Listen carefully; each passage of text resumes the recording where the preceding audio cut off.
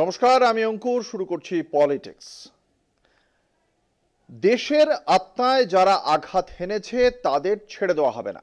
হ্যাঁ, এই বলেই হুঙ্কার ছেড়েছেন নরেন্দ্র মোদী। বলেছেন এই কাজ যারা করেছে তাদের কল্পনাতীত সাজা দেওয়া হবে। এদিন বিহারের মাটিতে দাঁড়িয়ে মোদী চোয়াল শক্ত করে বলেন এই কাজের সঙ্গে বাকি যারা জড়িয়ে আছে তারাও ছাড় পাবে না। 140 কোটি ভারতীয়র ইচ্ছাশক্তি সন্ত্রাসবাদকে দমন করবেই। পহেলগাঁওয়ের সন্ত্রাসবাদী হামলায় ভারতের পাশে থাকার বার্তা জানিয়েছে আমেরিকা সহ অন্যান্য দেশ। সবাইকে ধন্যবাদ জানিয়েছেন মোদী।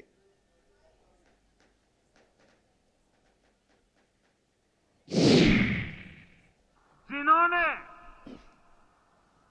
ये हमला किया है उन आतंकियों को और इस हमले की साजिश रचने वालों को उनकी कल्पना से भी बड़ी सजा मिलेगी। अब आतंकियों की बची खुची जमीन को भी मिट्टी में मिलाने का समय आ गया है। 140 करोड़ भारतीयों की इच्छा शक्ति अब आतंकी आकाओं की कमर तोड़ कर रहेगी। From the soil of Bihar, I say to the whole world, India will identify, track and punish every terrorist and their backers. We will pursue them to the ends of the earth. India's spirit will never be broken by terrorism.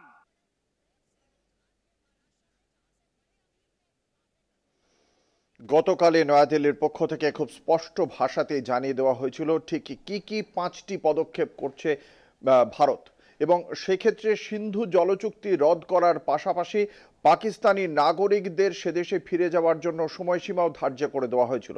এবং সেই ঘোষণার পরেই চাপে পাকিস্তান। খানিকটা চাপে পড়েই এবার পাল্টা হুমকির রাস্তায় হাঁটার চেষ্টা করছে করাচি।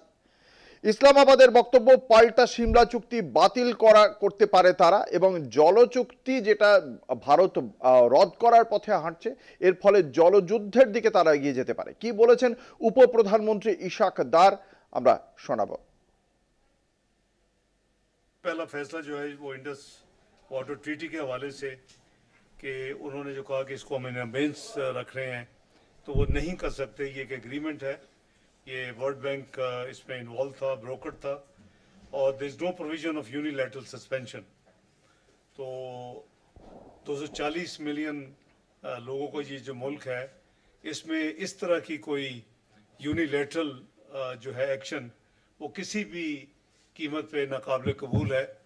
और अगर किसी किस्म की भी डिस्ट्रप्शन हुई तो फिर पाकिस्तान को 2 राइट्स हैं। एक तो उसके नतीजे में जो भी एक्शन ले वो लेगा, और दूसरा कि हम भी फिर शिमला समेत जो ट्रीटीज हैं बायलैटरल उसको हम कंसिडर कर सकते हैं, उसको हम भी इन अबेंस कर सकते हैं। कल जब उनके एक्सटर्नल फॉरेन सेक्रेटरी ने पब्लिक स्टेटमेंट दी तो उसके बाद जाहिर है कि हमारे हाई कमिश्नर कमीशन से जो चार्ज दी अफेयर है उनको बुलाया गया और उनको डिमार्च किया गया। उस डिमार्च में वो सारी चीज़ें थीं जो उन्होंने फैसले किए। इंटरेस्टिंगली उसमें इंडस वाटर ट्रीटी का जिक्र नहीं, जस्ट फॉर इन्फॉर्मेशन। পহেলগাঁওয়ের সন্ত্রাসবাদী হামলার প্রেক্ষিতে সিন্ধু জলচুক্তি স্থগিত করেছে ভারত। 48 ঘন্টার মধ্যে ভারত ছাড়তে বলা হয়েছে সমস্ত পাকিস্তানি নাগরিককে। চাপে পড়ে ভারতের পদক্ষেপের পাল্টা পাকিস্তানের সিন্ধু জলচুক্তি স্থগিতের জবাবে রদের পথে সিমলা চুক্তি, যার মানে এটাই দাঁড়ায় যুদ্ধের দিকে এগিয়ে যাওয়া। কেননা সিমলা চুক্তির মানেই ছিল ভারত ও পাকিস্তানের শান্তিপূর্ণ সহাবস্থান এবং লাইন অফ কন্ট্রোল বা সীমান্তের নিয়ন্ত্রণ রেখাকে সম্মান জানানো। এখন সিমলা চুক্তি রদ হলে যে কোনো সময় হামলা করতে পারে পাকিস্তান।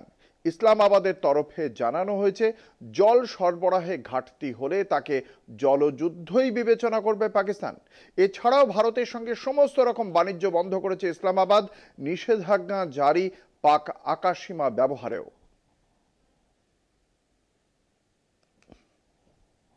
পেহেলগাঁও হামলার পর ভারতের অবস্থান নিয়ে ইতিমধ্যে পাকিস্তানের অন্তরের প্রবল আলোচনা শুরু হয়েছে। পাক মদতপুষ্ট জঙ্গিরা পেহেলগাঁওয়ে হামলা চালানোর পর পাকিস্তানের সঙ্গে সিন্ধু জলচুক্তি বাতিল করেছে ভারত। পাক রাজনৈতিক মহল ভারতের এই কড়া পদক্ষেপের তীব্র নিন্দা করেছে। দাবি করা হয়েছে, কোনো তথ্য প্রমাণ ছাড়াই হামলার দায় পাকিস্তানের উপর চাপিয়েছে ভারত সরকার।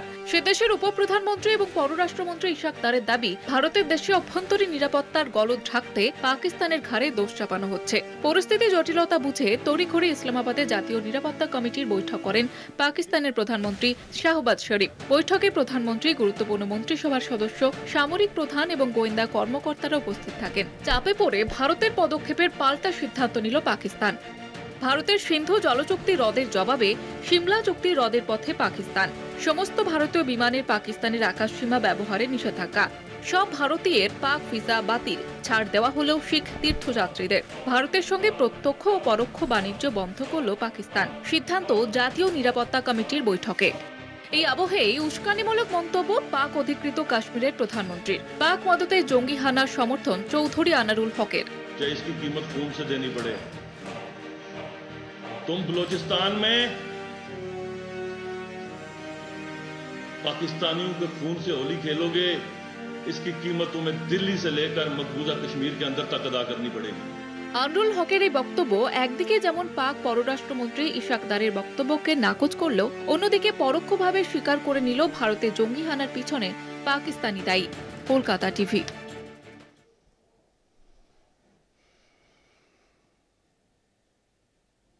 মুর্শিদাবাদ মালদায় সাম্প্রদায়িক হিংসার আগুন নিভেছে সেদিন। তার ভেতরেই পহেলগাঁওয়ের সন্ত্রাসবাদী হামলা আবার রাজ্যের শান্তি রক্ষার চ্যালেঞ্জ তুলে ধরল মমতা বন্দ্যোপাধ্যায়ের সরকারের সামনে। কাশ্মীর উপত্যকায় পর্যটকদের উপর হামলার পরিপ্রেক্ষিতে ফের রাজনীতির আঁচে গরম বাংলার রাজপথ।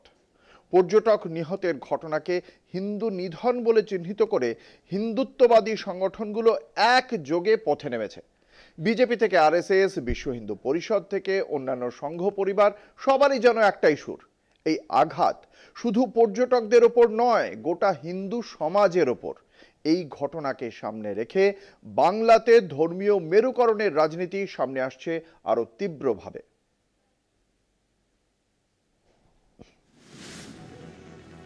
কাশ্মীর উপত্যকায় নিরীহ পর্যটকদের নির্মম হত্যাকাণ্ড গোটা দেশকে নাড়িয়ে দিয়েছে।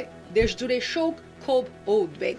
ঠিক এই সময় দৃশ্যপটে হাজির বিজেপি ও তার সহযোগী হিন্দুত্ববাদী সংগঠনগুলি। ঘটনাটিকে ঘিরে শোক প্রকাশের বদলে শুরু হয়েছে ভোট রাজনীতির শোডাউন, যা শুধু অশোভন নয়, বিপজ্জনকও বটে। শুক্রবার শিয়ালদা, কলেজ স্কোয়ার ও হাওড়া থেকে শুরু হয়ে চৌরঙ্গি পর্যন্ত বিশ্ব হিন্দু পরিষদের মিছিল তারই এক স্পষ্ট উদাহরণ। বিজেপি রাজ্য নেতৃত্ব চেপে ধরেছেন রাজপথ। কলকাতা বিমানবন্দরের ভিতরে নিহত বিতানের শিশুপুত্রকে কোলে তুলে নিয়ে হিন্দু শহীদের পক্ষে জিগির তুললেন স্বয়ং বিরোধী দলনেতা শুভেন্দু অধিকারী। হিন্দু বলে আপনি বলুন, আপনি ছিলেন, আপনি বলুন হিন্দু বলে মেরেছে, বলুন কাল রাতে আমাকে বলেছেন হিন্দু বলে মেরেছে, হিন্দু বলে মেরেছে।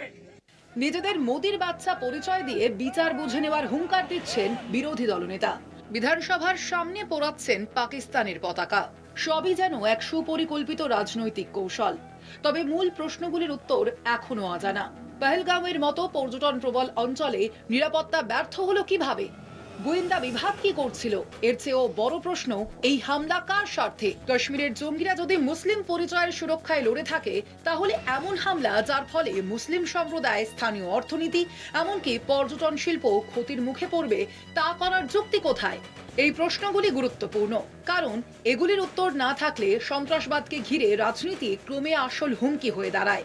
এই হামলাকে হিন্দু নিধন বলে প্রচার করে বিজেপি ধর্মের আবেগকে উস্কে দিতে চাইছে, অথচ জাতীয় নিরাপত্তার প্রশ্নে তারা নিশ্চুপ। এটাই কি রাজনীতি? Kolkata TV.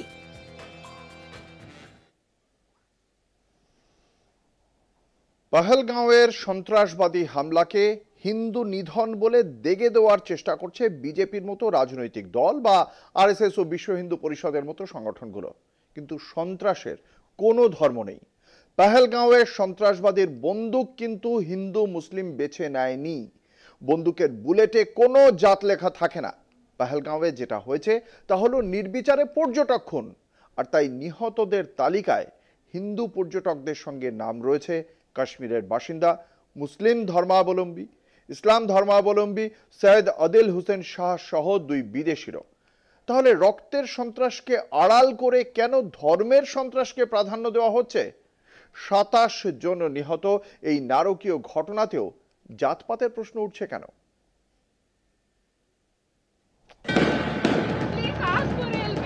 Okay, don't worry.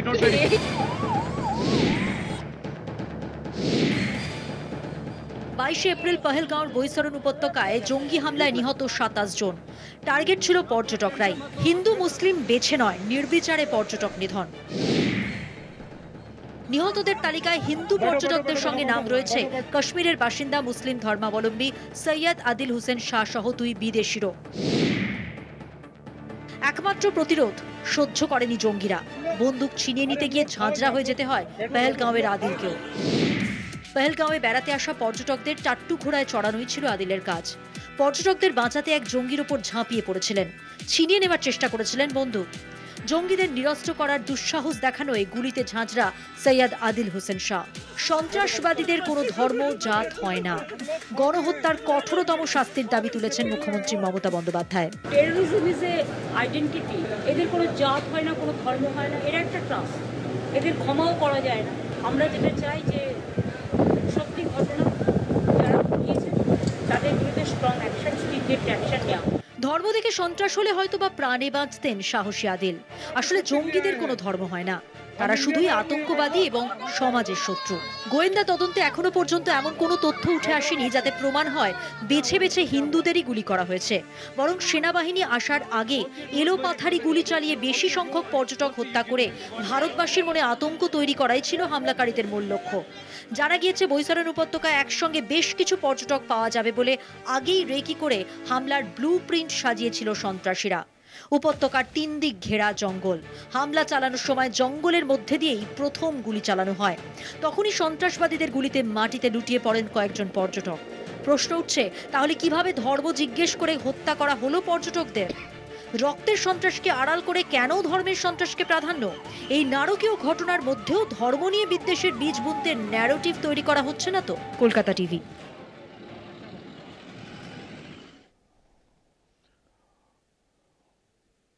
আরো বেশ কিছু গুরুত্বপূর্ণ খবর নিয়ে ফিরে আসছি একটা ছোট্ট বিজ্ঞাপনী বিরতির পর। সঙ্গে থাকুন। গোধরা ট্রেন অগ্নিকাণ্ড আর তাকে ঘিরে গুজরাটের হিংসা, এই সব কিছু অতীত হলেও এখনো যেন দগদগে ক্ষত। 2002 সালের সেই গোধরা ট্রেন অগ্নিকাণ্ড সংক্রান্ত মামলার চূড়ান্ত শুনানি হতে চলেছে আগামী 6 ও 7 মে সুপ্রিম কোর্টে। এই দুদিন শুধুমাত্র এই মামলারই শুনানি হবে বলে জানানো হয়েছে। বিচারপতি JK মাহেশ্বরী ও বিচারপতি অরবিন্দ কুমারের ডিভিশন বেঞ্চ এই গুরুত্বপূর্ণ মামলার শুনানি করবেন। ঘটনাটি 2002 সালের 27 ফেব্রুয়ারি যখন গোধরা স্টেশনে সবরমতী এক্সপ্রেস ট্রেনের কামরায় আগুন লাগিয়ে দেওয়া হয়। অভিযোগ, জীবন্ত পুড়িয়ে মারা হয় 58 জন করসেবককে। 2011 সালে নিম্ন আদালত এই মামলায় 31 জনকে দোষী সাব্যস্ত করে। তারই চূড়ান্ত শুনানি এবার সুপ্রিম কোর্টে। 2002 সালের গোধরা ট্রেন অগ্নিকাণ্ড সংক্রান্ত মামলা চূড়ান্ত শুনানি হতে চলেছে আগামী 6 ও 7 মে সুপ্রিম কোর্টে। ওই দুদিন শুধুমাত্র এই মামলারই শুনানি হবে বলে জানানো হয়েছে। বিচারপতি JK মাহেশ্বরী ও বিচারপতি অরবিন্দ কুমারের ডিভিশন বেঞ্চ এই গুরুত্বপূর্ণ মামলার শুনানি করবেন। ঘটনাটি 2002 সালের 27 ফেব্রুয়ারি যখন গোধরা স্টেশনে সবরমতী এক্সপ্রেস ট্রেনের S6 কামরায় আগুন লাগিয়ে দেওয়া হয়। অভিযোগ, ওই কামরায় থাকা 58 জন কর সেবককে জীবন্ত পুড়িয়ে মারা হয়। এই নৃশংস ঘটনার পরপরই রাজ্য জুড়ে দাঙ্গার আগুন ছড়িয়ে পড়ে। 2011 সালে নিম্ন আদালত এই মামলার 31 জনকে দোষী সাব্যস্ত করে। 11 জনকে মৃত্যুদণ্ড এবং 20 জনকে যাবজ্জীবন কারাদণ্ড দেওয়া হয়। তবে 2017 সালে গুজরাট হাইকোর্ট ওই 11 জনের মৃত্যুদণ্ডের রায় পরিবর্তন করে যাবজ্জীবন কারাদণ্ড ঘোষণা করে। এই সিদ্ধান্তের বিরুদ্ধে গুজরাট সরকার সুপ্রিম কোর্টে আবেদন করে, যাতে আবারও ওই 11 জনের মৃত্যুদণ্ডের দাবি জানানো হয়েছে। পাশাপাশি সাজাপ্রাপ্তদের আবেদনেরও চূড়ান্ত নিষ্পত্তি হবে এই শুনানিতে। প্রসঙ্গত, গুজরাট সরকারের পক্ষ থেকে আবেদন জানানো হয়েছে, এত বড় ও গুরুত্বপূর্ণ মামলার ক্ষেত্রে মৃত্যুদণ্ড পুনর্বহালের বিষয়টি 3 বিচারপতির বেঞ্চে শুনানি হওয়া উচিত। কলকাতা টিভি।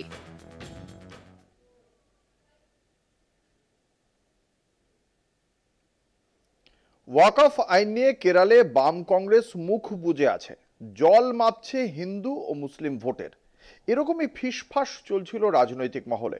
কিন্তু সেই স্তব্ধতাকে অবশেষে ভেঙে দিল কেরল ওয়াকফ বোর্ড।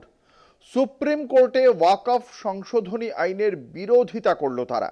তাদের দাবি, ধর্মনিরপেক্ষতাকে বিকৃত করা হয়েছে, ফলে মৌলিক অধিকার লঙ্ঘন হচ্ছে।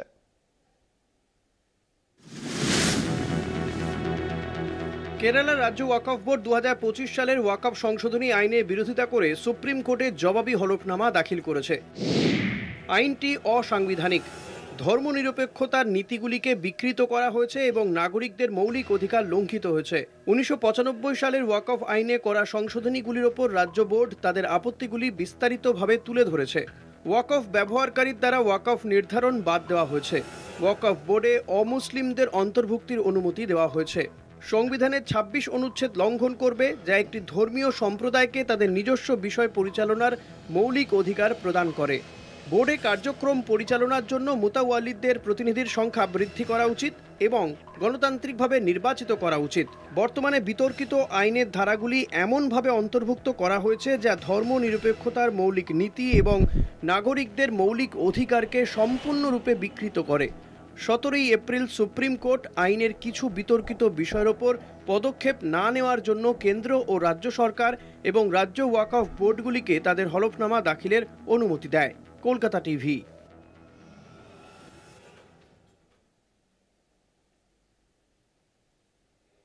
একটা ছোট বিরতির পর ফিরে আসছি, সঙ্গে থাকুন। আপনারা দেখছেন পলিটিক্স, আপনাদের সঙ্গে রয়েছে আমি অঙ্কুর।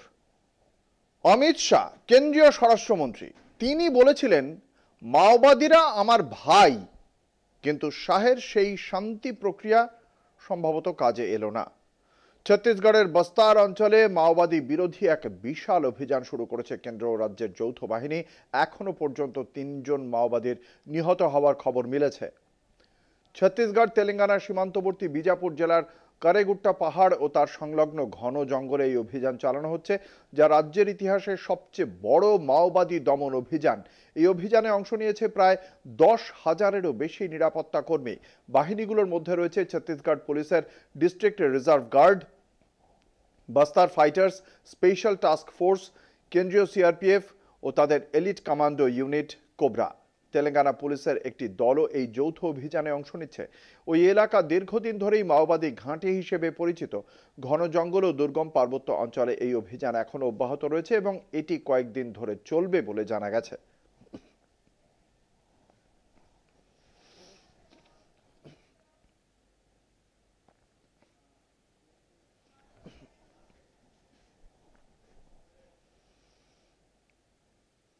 মারাঠি না হিন্দি, এই বিতর্ক নিঃসন্দেহে ধাক্কা দিয়েছিল মারাঠি আনায়। মহারাষ্ট্রের স্কুলের প্রথম শ্রেণী থেকে হিন্দি বাধ্যতামূলক করার ক্ষেত্রে যে ফরমান জারি করেছিল মহারাষ্ট্রের বিজেপি নেতৃত্বাধীন জোট সরকার, মুখ থুবড়ে পড়ল সেই ফরমান। পাল্টা ধাক্কা খেলেন মুখ্যমন্ত্রী দেবেন্দ্র ফডনবিস।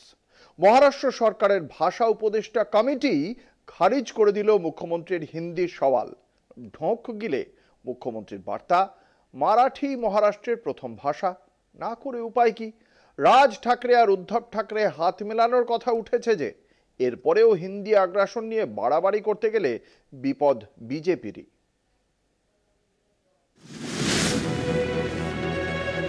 মহারাষ্ট্রে ভাষা অস্মিতার শুরুয়াত বালা সাহেবের সময় থেকে।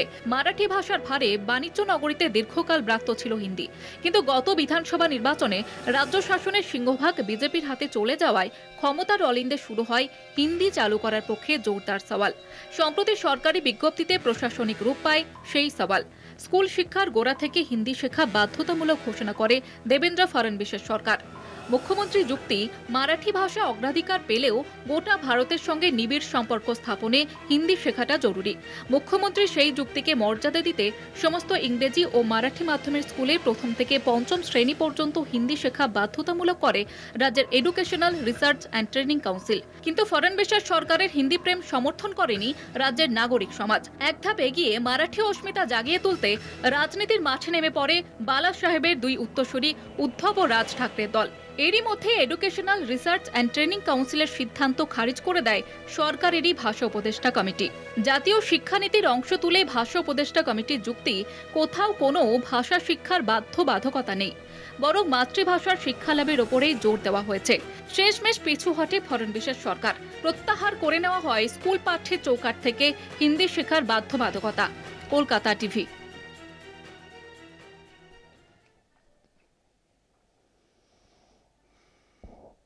অন্তর্কলহ বা অন্তর্দ্বন্দ্ব যে নামেই ডাকুন, আসলে তো দলের ভেতরের ঝগড়া বা খেয়েই। আর তার ফলেই প্রায় হাতের মুঠোয় থাকা হরিয়ানায় কংগ্রেসের জয় হাতছাড়া হয়ে গিয়েছিল গত বছরের অক্টোবরের নির্বাচনে। ভোটের ফল এনডিএ 39.9% এবং ইন্ডিয়া জোট 39.3%, কিন্তু আসনের ফারাক হয়ে গিয়েছিল 48 আর 37টি আসন পেয়েও এখনো বিরোধী নেতার নাম বলতে পারল না কংগ্রেস। ভোটের ফল বেরোনোর পর 6 মাস কেটে গিয়েছে। হেরে গিয়েও হরিয়ানার রাজ্য কংগ্রেসে অন্তর্দ্বন্দ্ব সমান তালেই চলছে, যার নিট রেজাল্ট ভোটের ফল বেরোনোর 6 মাস পরেও হরিয়ানা বিধানসভায় কংগ্রেসের কোনো বিরোধী দলনেতা নেই। এর ফলে বিজেপির নায়াব সিং সাইনি সরকার অবশ্য বেশ বিপাকে পড়েছে, যদিও তাতে কংগ্রেসের রাজনৈতিক লাভ কিছুই নেই। রাজ্য কংগ্রেস নেতাদের সাংবাদিকরা প্রশ্ন করলে তাঁরা সবাই বলছেন এই তো আর 2-1 সপ্তাহ, কিন্তু ঘটনা হলো বিধানসভায় কংগ্রেসের পরিষদীয় দল এখনো তাদের নেতা কে হবেন সেই সিদ্ধান্ত নিতে পারেনি। বিরোধী দলনেতা আনুষ্ঠানিকভাবে না থাকার ফলে বেশ কিছু গুরুত্বপূর্ণ পদে নিয়োগ আটকে গিয়েছে হরিয়ানায়। মুখ্যমন্ত্রী, একজন সিনিয়র মন্ত্রী এবং বিরোধী দলনেতা, এই 3 জনের বৈঠকের মধ্যে দিয়ে যেসব সাংবিধানিক পদ পূরণ করতে হয় তার মধ্যে পড়ে হরিয়ানার চিফ ইনফরমেশন কমিশনার এবং আরও 10 জন ইনফরমেশন কমিশনারের পদ। এই মুহূর্তে হরিয়ানা স্টেট ইনফরমেশন কমিশনে রয়েছেন মাত্র 3 জন কমিশনার। আর যত আরটিআই এর আবেদন এবং গুরুত্বপূর্ণ অভিযোগ দফতরে জমা পড়ে রয়েছে তার সংখ্যা এই মুহূর্তে 7200টি। কিন্তু বিরোধী দলনেতা না থাকায় তথ্য কমিশনের সব নিয়োগ বন্ধ। সংকট মোচনে নায়াব সিং সাইনি সরকার এখন আইনি পরামর্শ নেওয়ার কথা ভাবছেন। প্রয়োজনে ঝাড়খণ্ডের মতো তারাও আদালতে যেতে পারে প্রতিকার চাইতে। ঝাড়খণ্ডেও প্রায় এমন ঘটনাই ঘটেছিল। সেখানে ভোট হয়েছে গত বছর নভেম্বরে।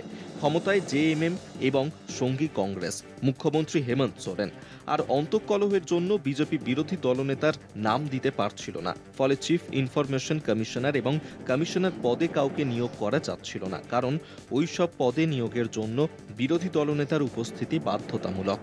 শেষ পর্যন্ত সুপ্রিম কোর্টের নির্দেশে ফল বেরোনোর প্রায় 4 মাস পরে গত মার্চ মাসে বিজেপি বাবুলাল মারান্ডির নাম বিরোধী দলনেতা হিসেবে ঘোষণা করেছে। এবার দেখার হরিয়ানায় সংকট কবে কিভাবে কাটবে। কলকাতা টিভি।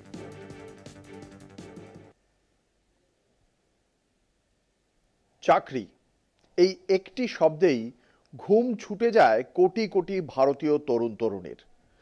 ভোট আসে, সরকার আসে, প্রতিশ্রুতি আশ্বাসের ফুলঝুরি আসে, কিন্তু চাকরি তার দেখা মেলে কতটা?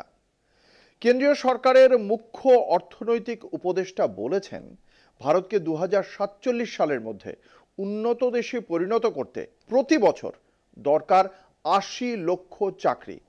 কিন্তু বাস্তবে সেই চাকরি কোথায়?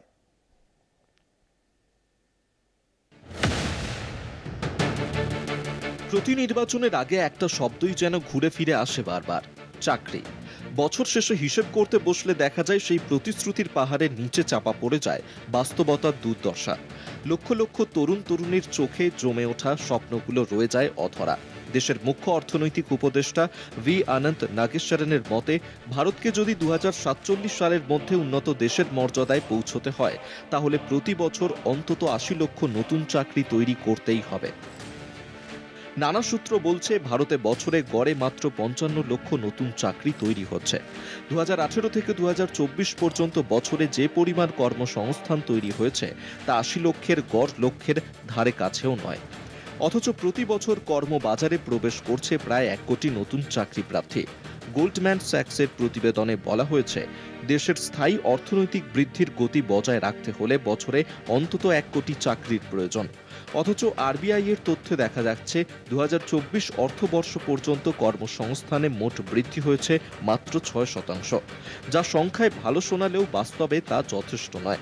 বিশেষত যখন দেখা যাচ্ছে এই চাকরির বড় অংশই অপ্রাতিষ্ঠানিক বা চুক্তিভিত্তিক, যেখানে না আছে নিশ্চয়তা, না আছে ন্যায্য মজুরি।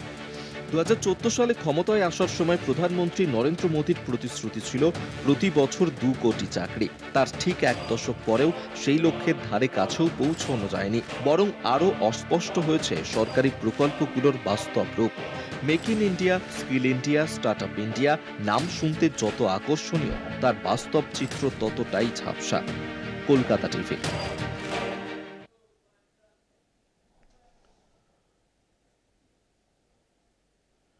अच्छे दिन আর কত যে আছে দেখব, কেউ পিএইচডি, কেউ এমবিএ, কারো আবার রয়েছে আইনের ডিগ্রি। এরা চাকরির জন্য আবেদন করছেন। কোন চাকরি? রাজস্থান সরকার পিয়নের শূন্য পদে নিয়োগের জন্য বিজ্ঞাপন দিয়েছে, আর সেখানে আবেদন জমা পড়েছে হাজার হাজার। এ পর্যন্ত সব ঠিক ছিল, কিন্তু এমনই अच्छे দিন যে পিয়ন পদে চাকরি করবেন বলে আবেদন করেছেন পিএইচডি এমবিএরা। বিজেপি সরকার বছরে 2 কোটি চাকরি দেবে বলেছিল। সে যে কত বড় জুমলা এর থেকেই বোঝা যায়। अच्छे দিন এতটাই ভয়াবহ যে পিয়ন পদে চাকরির জন্য ডাবল ইঞ্জিন রাজস্থান সরকারের বিজ্ঞাপন বেরোতেই আবেদন করেছেন পিএইচডি বা এমবিএ পাস প্রার্থী। অর্থাৎ ডাবল ইঞ্জিন সরকার শিক্ষিত বেকারদের চাকরির উপযুক্ত ক্ষেত্রই তৈরি করতে পারেনি। ব্যবসার জন্য মোদিজির পরামর্শ পকৌড়া, আর চাকরির জন্য পিয়ন পদে পিএইচডি।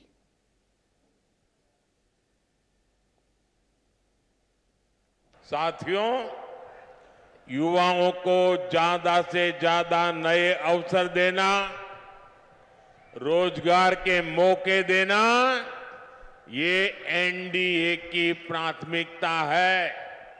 কর্মসংস্থানের প্রতিশ্রুতি, বেকারত্ব দূরীকরণের প্রতিশ্রুতি, ক্ষমতায় এসেই নরেন্দ্র মোদীর ভুরি ভুরি প্রতিশ্রুতি পেয়ে স্বপ্ন দেখেছিল তরুণ প্রজন্ম। মোদী প্রতিশ্রুতি দিয়েছিলেন বছরে 2 কোটি চাকরি হবে, তবে বছরের পর বছর পেরিয়ে গিয়েছে, মোদীর প্রতিশ্রুতি ডাহা ফেল করেছে। তাই প্রধানমন্ত্রীর প্রতিশ্রুতির ফাঁদে পড়ে সরকারি চাকরির জন্য এখনো হাতড়াতে হচ্ছে যুব সমাজের একাংশকে। সম্প্রতি রাজস্থানে পিয়নের চাকরির জন্য বিজ্ঞপ্তি প্রকাশিত হয়েছে। পিয়ন পদে এই নিয়োগের জন্য বিজ্ঞপ্তি জারি হতেই শুরু হয়েছিল হুড়োহুড়ি। আবেদনের সংখ্যাও চমকে দেওয়ার মতো। আবেদনকারীদের যোগ্যতাও প্রয়োজনের তুলনায় অনেক বেশি। রাজস্থান স্টাফ সিলেকশন বোর্ড সূত্রে খবর, পিয়ন পদে চাকরি রয়েছে 53,749টি। পদের জন্য আবেদন জমা পড়েছে মোট 24,76,000, অর্থাৎ প্রতি পদের জন্য রয়েছেন 46 জন করে আবেদনকারী। আবেদনকারীদের মধ্যে রয়েছেন পিএইচডি, এমবিএ, আইনের ডিগ্রিধারী পড়ুয়ারাও, বেশিরভাগই উচ্চশিক্ষিত। কেউ কেউ আবার সিভিল সার্ভিসের জন্য প্রস্তুতি নিচ্ছেন। রাজস্থানের জয়পুরে সরকারি চাকরির প্রস্তুতির জন্য বহু কোচিং সেন্টার রয়েছে। তাহলে কেন এই কয়েকটি পদের জন্য এত আবেদন? পরীক্ষার্থীদের অধিকাংশ জানাচ্ছেন স্নাতকোত্তর ও বিএড পাশ করেও চাকরি মেলেনি। অনেকে সিভিল সার্ভিসের জন্য প্রস্তুতি নিলেও এখনো শিকে ছেড়েনি। তাই পিয়ন পদের জন্য বিজ্ঞপ্তি প্রকাশ হতেই আবেদনপত্রের পাহাড় জমে গিয়েছে। পিয়ন পদের জন্য লড়াইয়ে নেমেছেন মাধ্যমিক পাশ থেকে পিএইচডি ডিগ্রিধারীরাও। এ বিষয়ে রাজস্থান স্টাফ সিলেকশন বোর্ডের তরফে জানানো হয়েছে, পিয়ন পদে চাকরির জন্য ন্যূনতম 10ম শ্রেণী পাশ করে থাকতে হবে। এত বেশি আবেদন জমা পড়ায় কিভাবে পরীক্ষা নেওয়া হবে সেটাও এখন মাথা ব্যথা বোর্ডের। सर नौकरियों के चक्करों में करना पड़ रहा है। 2018 से लेकर तैयारी कर रहे हैं अभी। मैंने बीएससी और एमएससी कर रखी है, पर बेरोजगारी इतनी है कि भरना पड़ा फॉर्म। 4th ग्रेड की जो भी सही जॉब तो मिले, ये अगर सेवा कर लेंगे तो कोई बड़ी बात नहीं है, उसका हमें पूरा पैसा तो मिल रहा है। সরকারি তথ্য বলছে রাজস্থানে 18 লক্ষ বেকার যুবক রয়েছেন। তাহলে মোদীর প্রতিশ্রুতি পূরণ কবে? বেকারত্ব দূরীকরণে কবে পদক্ষেপ? রাজস্থানের ডাবল ইঞ্জিন সরকারের মুখে কুলুপ কেন?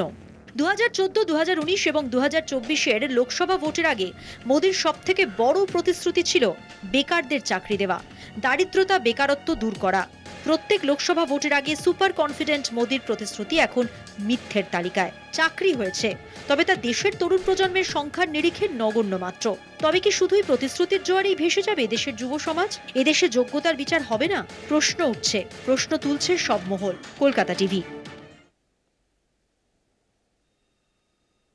পলিটিক্স আজ এ পর্যন্তই। দেখতে থাকুন কলকাতা টিভি।